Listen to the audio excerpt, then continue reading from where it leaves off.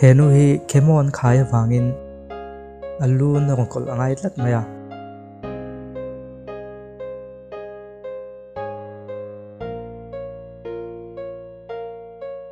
afapa le afanu te hian thei top in an nema an rong kol saka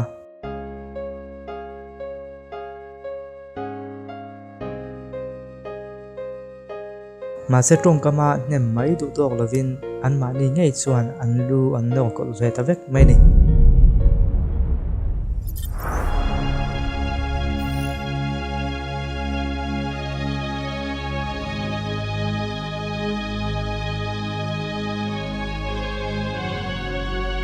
inu kha in mangai in tiam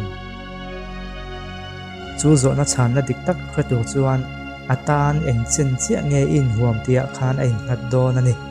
in mangai thu I khila wangin du tok lola atan eng chen chia nge in huam ti lan ti zok la ti chuan in mangai na su soya aya fia in a khathiam thei zok